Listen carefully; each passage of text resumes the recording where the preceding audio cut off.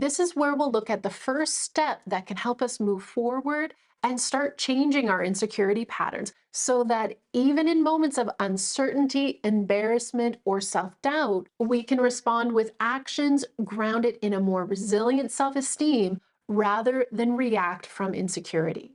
For example, at work, this might look like taking accountability instead of deflecting blame. Recognizing that making a mistake is human and it doesn't define your worth. So rather than reacting to a colleague's feedback by shutting down or lashing out, you're able to stay open and curious about what they have to say. And if you don't agree with their perspective, that's okay. And you can still engage respectfully in alignment with your values. But if they do have a valid point, how powerful is it that you didn't miss the opportunity to learn from it?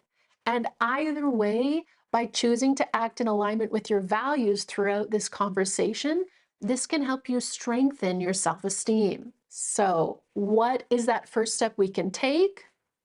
Remove the identity question. Now, this might surprise you, but it's not the question itself that's the problem. It's where we put it that creates issues with how we're valuing ourselves. The question, and what does this mean about me, isn't inherently bad. In fact, it's meant to help us understand ourselves. But when it appears at the wrong time and in the wrong place, in the middle of a situation, right after something challenging happens, it can quietly turn reflection about what happened into self-judgment.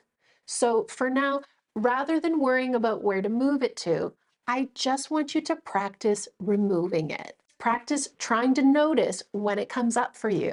I wasn't selected for an opportunity I wanted. And what does this mean about me? I made a mistake that affected my team. And what does this mean about me? Pause.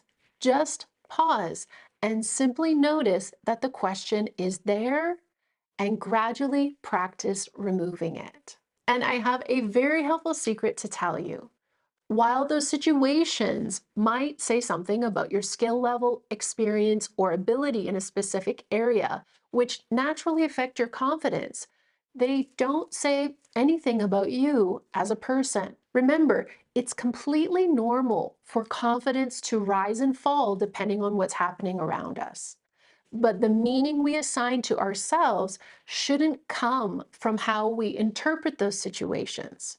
It should come from the beliefs we hold about who we are down on the self line. And while there's a specific type of belief that comes from a broader framework we teach in this work, I want to leave you with one simple takeaway for now. Start practicing the belief about yourself that you are becoming someone who can learn and grow from everything you experience.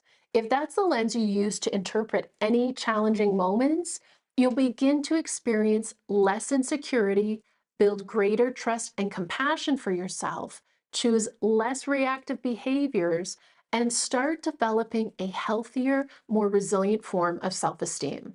And when we begin to live from this perspective, when we stop tying our worth to external outcomes and start defining our value from within, and when we actively embrace and apply this work in our lives, that is when we begin shifting from the fragile insecurity types of the discounter, the fluctuator, and the controller to start embodying the traits of our single resilient insecurity type, the adapter.